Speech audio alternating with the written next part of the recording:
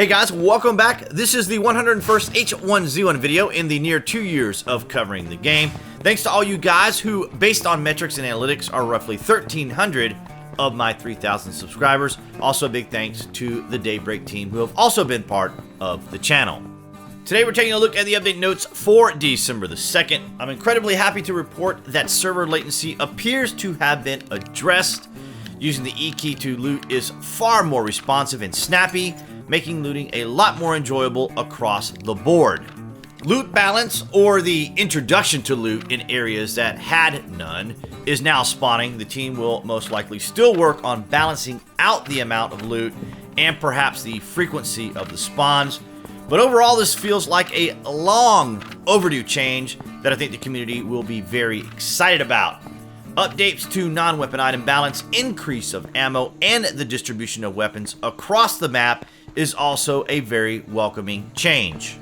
I'm looking forward to revisiting areas that used to be some of my favorite spots to see what loot is now there. Vehicle exploits have been fixed, that being the glitching that was somewhat rampant, along with general base exploits. If you guys see or are experiencing these issues, be sure to report them. Speaking of bases, you guys may have noticed the new look to deck foundations. We now have an enclosed area that surrounds the deck, giving it more of a secure appearance. I'm looking forward to seeing how this new feature works when it comes to base security itself. Since September 29th update and even till this one, as you've been watching in the video, the graphics on live, at least on my end, have been plagued with this grayscale effect.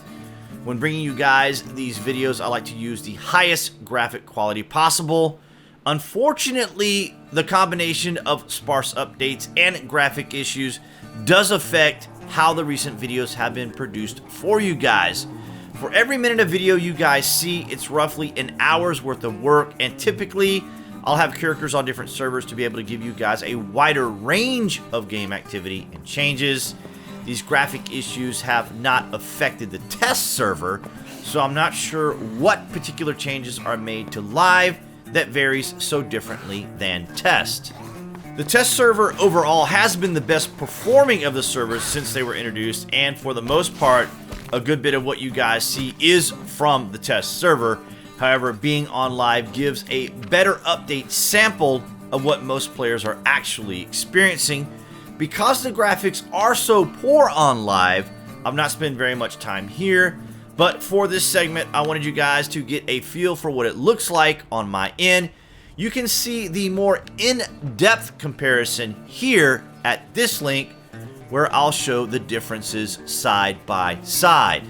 There were a lot of bug fixes that I think will be a very welcoming change for those who have been a little reluctant to return to Just Survive.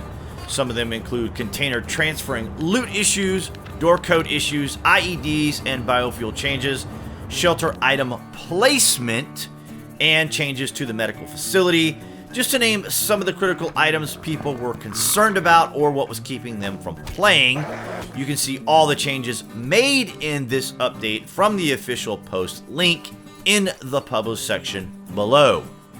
Also, you can see the highlights and changes by stopping by the H1Z1DB website, a comprehensive database of game-related news and information. They also feature the King of the Kill interactive map for all the King of the Kill fans. Be sure to stop by and check them out. Thanks again, guys, for making it all the way to our 101st video. It's been a lot of fun covering the game in these nearly 2 years. Your support has been very much appreciated. And that's going to wrap up this look at the updates for December the 2nd. Be sure to let me know what you guys think about the changes and how this has affected your decision in returning to Just Survive. I welcome all of you guys back to the game and to the channel. For those of you who have been taking a break, if you are new to my channel or a frequent visitor, be sure to click this watermark in the bottom right-hand corner to subscribe, so you'll have all the latest news and information from Daybreak and H1Z1.